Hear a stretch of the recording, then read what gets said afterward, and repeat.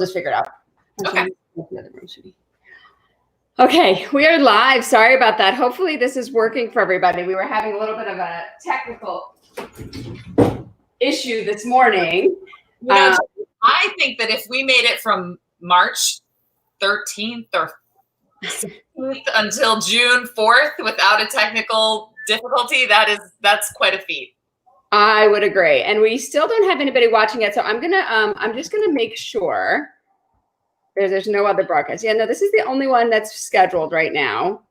I was also trying to post pictures of the dough before and after it rose. So I took pictures this morning, but I'll just post them in the comments at some point because I just couldn't. Oh, good, Amy and Olivia are here. It just wasn't working for me. So it is what it is. Yeah, it's just one of those days. We all have them. Here's my dough now. This is yours is looking a lot like my dough. Yeah, I had to make another batch because we turned ours from yesterday into pizza for dinner last night. So you did? Oh, that's so great. Was it good? Great. And I followed your lead and made a personal pizza for the kids, which I hadn't done before, and that was a big hit. So I think there's something really fun about it. If they get to make any part of it, even like putting the cheese on or anything, it's like their pizza. Yeah, for whatever reason, that seemed to really be appealing. So we did that. I used to not do that. I used to make like one big pizza and then we would just divide it up, but that is not the case anymore. We'll live and learn. And so I have another batch from this morning, and it's sort of nicely come together. It was quick to do it. I even remembered all of the ratios. So I was like, oh, this is great. This will be like my go-to recipe because it's pretty easy to remember. It is. So as a reminder, 2 cups of flour, a teaspoon of salt, a teaspoon of sugar, and then you add to that, you have 2 1/4 teaspoons of the yeast into the warm water. Let that sit for a bit to reconstitute. 3/4 of a cup. Yep, 3/4 of a cup. And then you add that to your dough with the 3 tablespoons of olive oil. Yes. That's it. So I was going to say, yesterday I made the dough with, I did the whole wheat, and we made garlic knots with it because I wanted to try it out. And they were good, but the dough was a little too, it didn't have that sort of like chewy texture that a dough has. It was a little bit more like a soft cracker, if that makes sense. And so it works really well for a pizza because it's like it holds up nice. Yeah. To have their individual pizzas and adds a little more flavor. But I didn't love it for the nuts. So today I made my dough with just white flour. And it's interesting too, it has a whole different texture. The whole wheat flour that I used was a little bit hard to knead. Like it needed a little bit more water for whatever reason. So when I added that, it helped, but it still wasn't quite as like soft and pliant as this one. I'll pick this one up. It's just this like really soft, beautiful dough. And it has this like stretchiness that I was finding that the other flour didn't have the same kind of like, it didn't stretch as well. Right. It like sort of broke apart, or like if you pulled it out, it didn't kind of pull back again. Mm-hmm. So it's interesting to experiment and to see, what you prefer from a flavor perspective and from a texture perspective for different dishes. Exactly. So we're going to do a couple things today, right? So I was going to make some more garlic knots. And I actually did garlic knots and just knots without the garlic because I have some non-garlic lovers out there. That will hopefully change. And then I also thought I'd make a couple of zebulas just to demonstrate. That's really fun. I've never done that actually. And you talk about them often, and I've never made them at home. I've only ever had them like from a bakery. But you've made donuts. Made donuts, yeah. So similar, but those we actually did like, I guess it is similar, but filled donuts. So it ended up, tasting kind of different. But so you're gonna make some more pizza today? So I was gonna show kind of what the process would be for pizza, and then make this dish that my sister makes that she calls a pizza roll. Okay. I can't do both because they cook at different temperatures. But I can show the process for pizza and then. Yeah, I think for the people, most people have probably made some pizza at home. So Right. for my Zapelas, what I would typically do is just kind of either like cut or break off some pieces, just like about this big. Depends how big you want to make them, and then just I just flatten them out into like almost like little pizzas, but just sort of circles like this. A disc. Into a disc. And then I'm going to heat up some vegetable oil. And when that's at temperature, I just fry it on both sides and add some sugar. Oh, so it's pretty easy. So I'm going to get those ready. Okay. It seems to me like, at least from my perspective, the trickiest part of that is getting the oil at the right temperature. I think that's true because I think, it's like you want it to cook slow enough so that it's not doughy in the middle. Right. That happened with the donuts the first time around. The nice thing about Zapelas is if they're thin, whereas a donut is a little bit thicker. So you have to be a little more careful. Like I made donuts for Hanukkah this year, and the first batch was great. And somehow the second batch, I think it just got too hot. Right. So they got really brown. So I was like, oh, they're done. And I took them out and they were just totally raw in the middle. That's the same thing that happened with us. I didn't make donuts with the hole. It was going to be a filled donut, so the inside needed more time.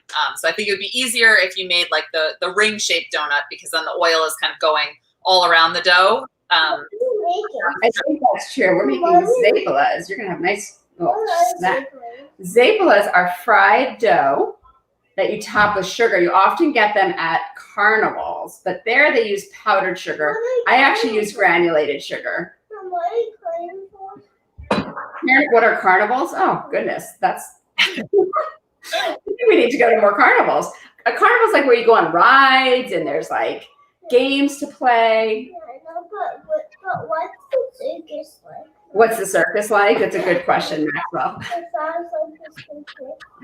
It's kind of like the circus. All right, so I'm just going to make 4 of these because I've got 3 kids and myself.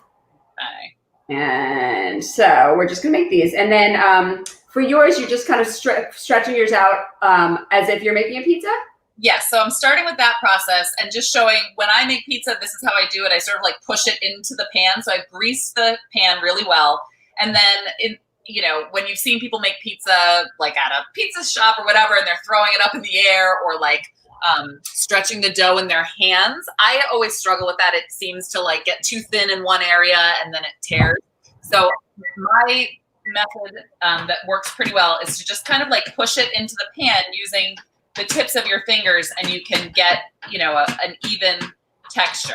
One of the things I try to show too is if you can get your pizza dough into a ball, and it's nice to practice with smaller pieces. I kind of do this method where I'm kind of showing it this way. I sort of use my thumbs, and then you just kind of use your thumbs all the way around and just keep turning it with your fingers, and use your thumbs. And if you're doing this with a bigger dough, the weight of the dough will pull it down. Right. So I'll do it with this and kind of go around, which I'll do. You kind of go around with your thumbs, and the dough is going to start to pull itself down, and you get a nice even because you're going to start with this sort of the center. Mom, what are we making? We're going to make some more garlic knots, and then you can start to stretch out this way. So I do it. I want to taste that. Taste a little piece.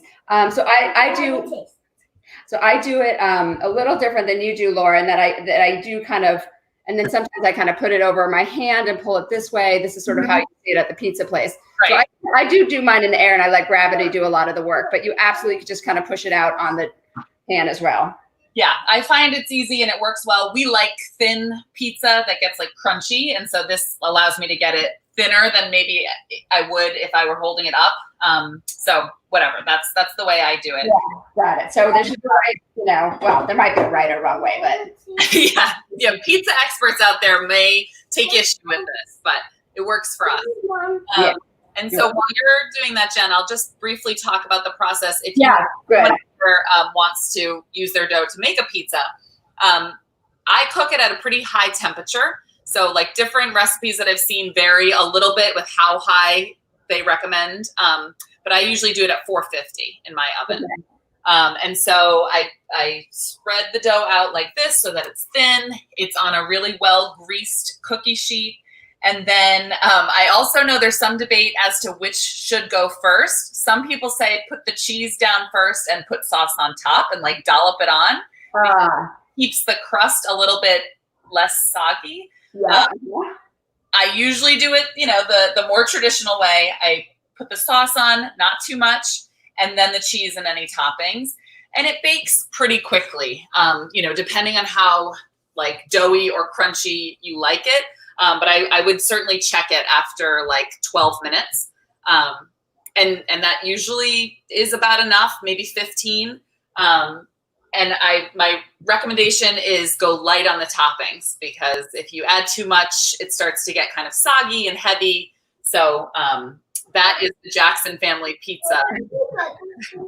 And one of the things I do, I know, but Maxwell, remember, I'm in the middle of our class right now. No, but after if I do really good. So I would do, I do my pizza at 400, and I do the sauce first and then the toppings, and it's usually about a 20-minute cook time, I would say, for mine. But one of the things you can also do is you can you can make your dough and cook it for a few minutes before you put the sauce on, which gets on top a little bit of a crust, and then you put your sauce and you stop the sogginess from happening. We are so not picky, like we just want the pizza as fast as we can. So I don't go that way. But if I was going to be making this and like really like sitting down and thinking more than just kind of like getting dinner on the table, then I might just cook the dough just a little bit first before I put the sauce on. Yeah, that's a good idea. I should try that. Yeah. Is your oil ready to go, or do you want me to? No, you can keep going. Okay. All right. So I'm going in a little different direction today because we did have pizza last night. This is just like pizza in a different form, but it's something my sister makes and everybody likes. She usually makes it with cheese and pepperoni, so she calls it like a pepperoni roll. But I am eating less meat these days, so I'm going with a veggie pizza. And the first step is to roll out the dough so that you have sort of like a rectangle, like I have here. It's certainly an imperfect rectangle, but it works.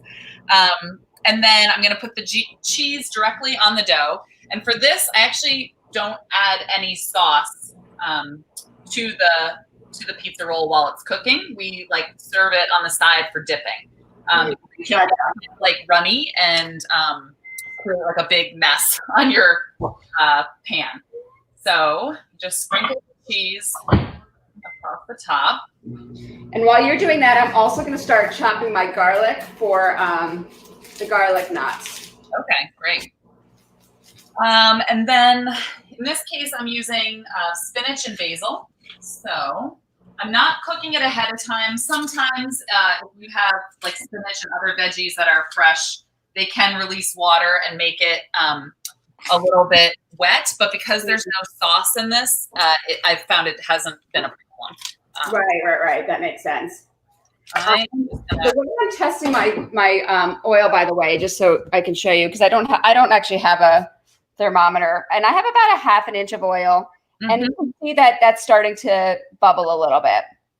I put a tiny piece of dough in, and I've got bubbles all around it. So I may go ahead and start to see if I can fry these. So again, I'm making these sort of like, they look like mini pizzas, and you can make these as big or small as you want.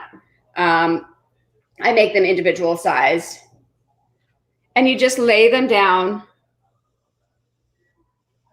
in the oil. Okay, my oil probably needs another minute, so I'm going to let that one go, and I'm going to add the other ones in a moment. In the meantime, I'm going ahead and chop my garlic really small, like a mince. Right. Yeah, that seems important in that recipe because you're eating it, it's not like mixed into any other ingredients. It's going to be eaten in the pieces on the garlic knot, right? So if they're too big, it wouldn't be palatable. Yeah. And, you can use a couple cloves. It's up to you. I melted my butter in the microwave, so I have that ready. But yesterday I added my garlic to the butter, which is probably a good idea. But because I'm going to make sort of half of them with garlic and half of them without, I'm just saving myself a bowl and I'll add the garlic to the dough as we go along. Great. Okay, so you've got your spinach on there. Oh, so now mine is looking, my oil's looking pretty good. So I'm gonna go ahead and add Sure, that's more time sensitive, so you go for it. these in, and I'll turn my camera so that we can see. So I've just got them in there frying a little bit. Yeah. And I'll check them with, I'll use some tongs to check them in a moment. They'll poof up a little bit. Mm-hmm.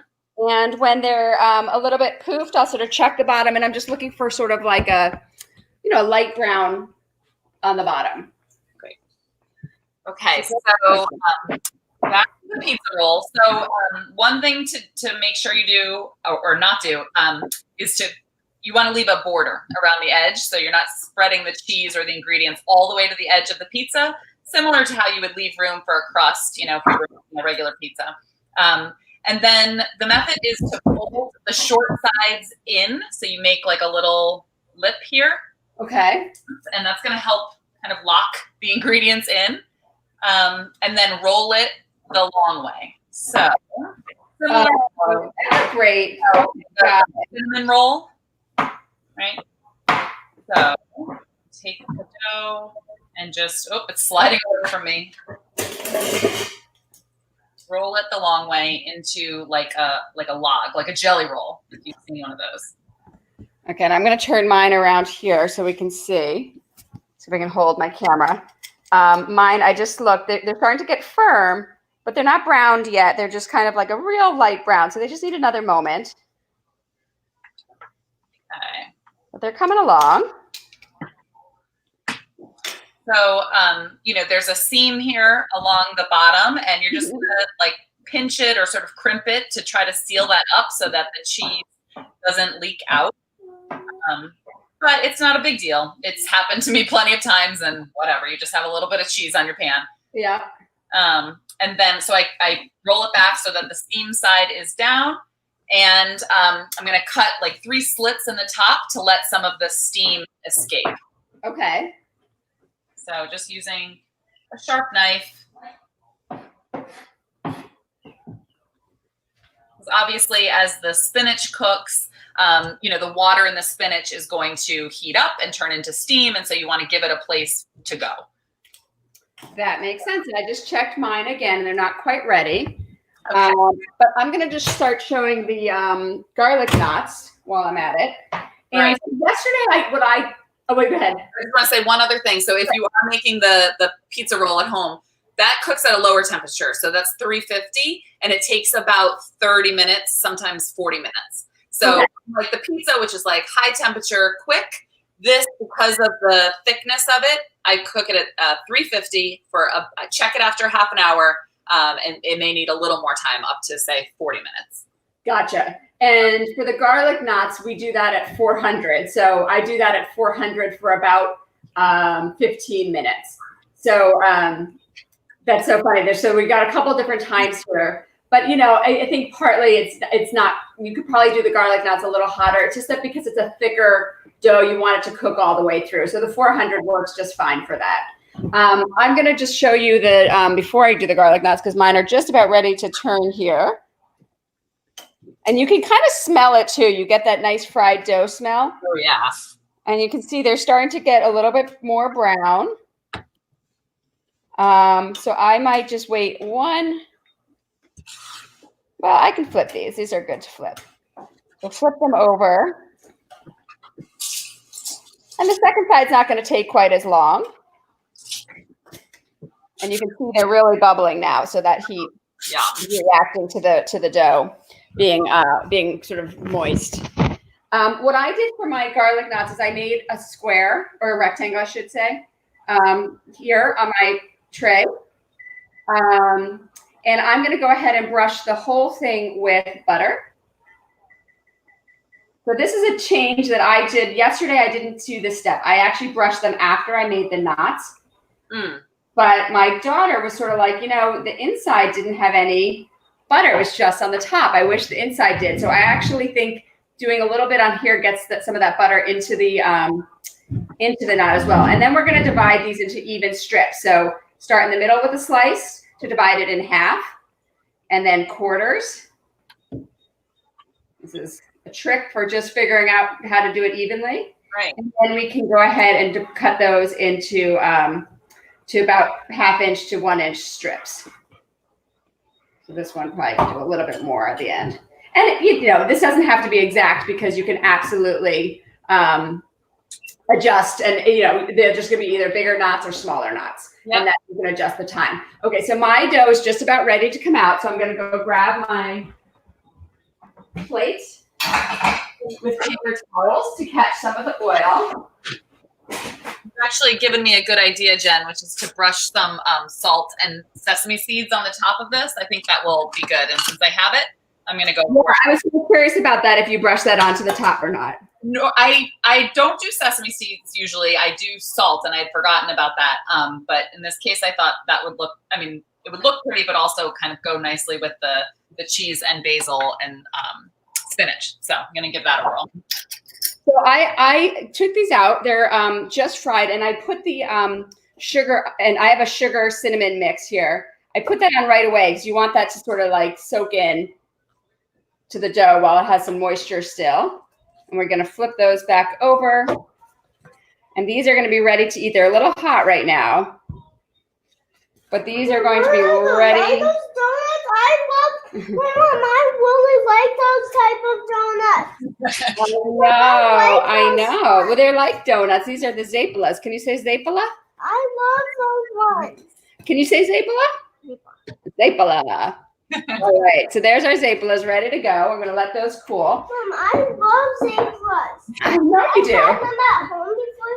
It was awesome. They were awesome. So here we've got, oh, hey, Maria.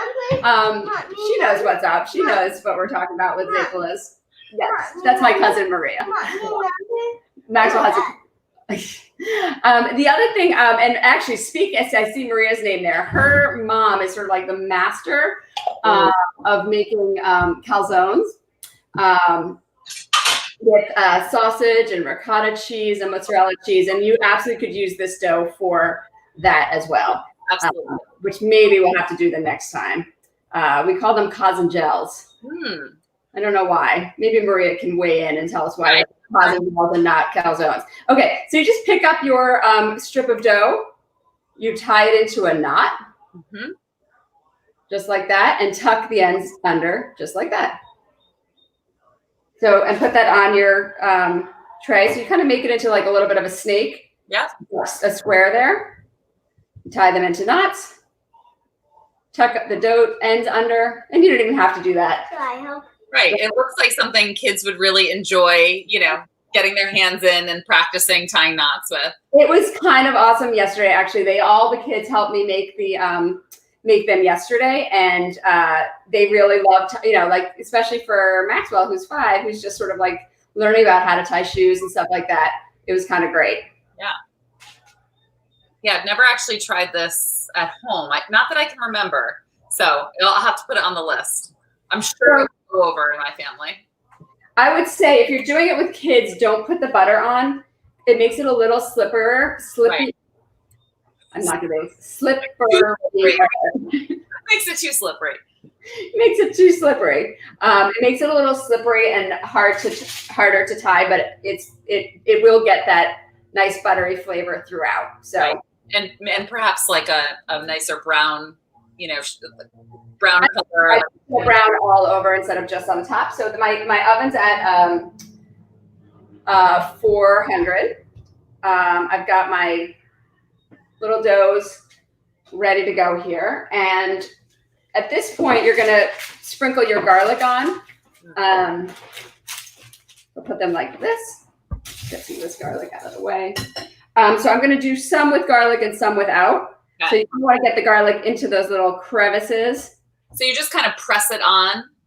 I did, yeah. I pressed them in because you just kind of want them on the top, but you don't want them all to fall off. Right. So you can get some into those little crevices in the knot. Let's see, 1, 2, 3, 4, 5. We'll do one more. That seems fair. Yeah. And then a little bit more butter. And I brushed them with butter when they came out as well. Mom, Mom, give me the garlic.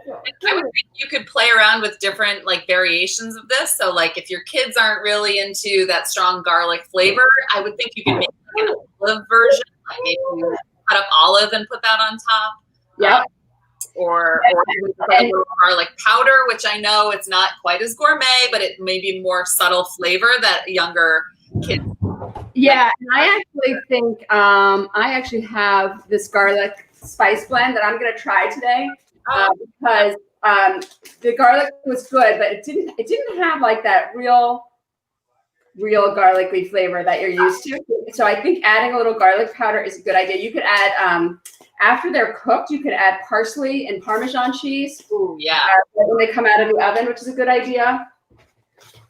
So those are sort of ready to go. I'm going to get a little bit of salt to sprinkle. I was talking to a teacher yesterday in our professional development course, and she was saying, I'll have to look this up to learn more about it, but we were talking about kids and, getting kids to try different foods and our kids' palates. And she was saying how she had heard that children's taste buds, either they have more taste buds or they're more sensitive than adult taste buds. And so flavors can seem much stronger to young, which makes sense. It certainly, in the case of my son, he is very sensitive to like the smell of things, and things that have a strong smell or taste, he's like not interested. Yeah.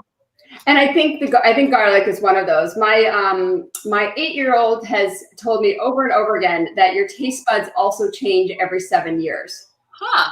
Interesting. So we'll have to fact check that and see if that's true or not. But he keeps telling me, I'm like, you used to not like that, or I'll say you used to like that. And he's like, Mom, I'm 7. My taste buds just changed. Taste buds. So who knows? All right, I'm putting a little more butter on as it soaks in, and then I'll save the rest of this to put on after. But you just cook them at 400 degrees for It's been 8 years. for about it's been 8 years for about 15 minutes until they're browned on top. All right, Maxwell, do you want to come taste your Zapla? Yeah, I do. All right, come on over to this chair. Leave that there. Come on over. Let's taste them.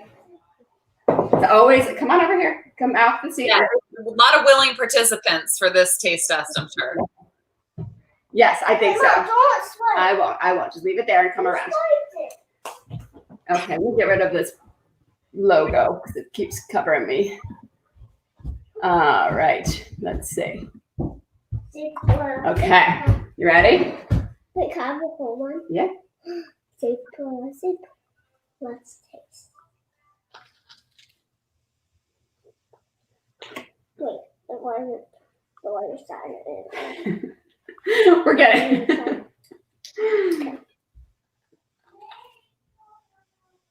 What do you think? Maybe not. What do we think? He's gonna keep checking. Go back for more. That's usually a good sign. So one other thing that I wanted to mention was just this contest that's going on. Oh, thank you. Yeah. Sure. So there is a contest going on in the town of Stonington around getting kids to wear a face mask and kind of make it something fun. So it's being put on by, let's see, the Stonington Share, which is like this community group that's come together this spring in response to the COVID pandemic, a volunteer organization. And so this face mask photo contest for children and youth, different categories, kids be wearing their mask. And there's different winners for most creative, best homemade mask, photo look, where the mask coordinates with the outfit, team spirit in sports, and best selfie. And then there's also categories for a family photo or a public service announcement video. And so they're asking area residents, families to participate and send in these photos. And then the winners will receive $50 gift cards to area businesses. So the idea is to kind of get kids accustomed to wearing a face mask, which of course is important for public health, but to do it in a way that's sort of fun And then, of course, the prizes will support these important local businesses. So if you want more information about that, you should visit. Let's see, I'll put up the website. It's Stonington Share. So let me find that website and I'll put it in the chat or in a banner rather. But yeah, we haven't had occasion to go to too many places. We now have heard you. The Zapolas are good. I agree. I think it's delicious. Oh, so you can come around and say it. So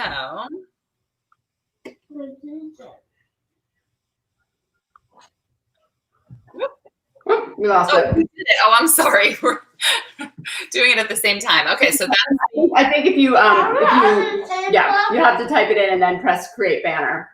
okay. So the website. I'm not able to do that. Okay, here we go. Website in the banner. There you go. Yeah.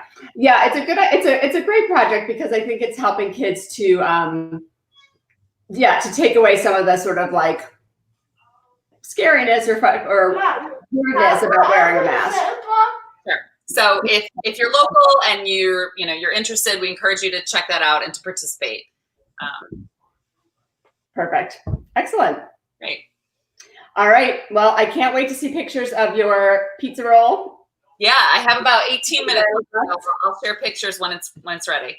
That sounds great. Perfect. All right. Thanks, everybody. Thank you. Have a good one. Bye.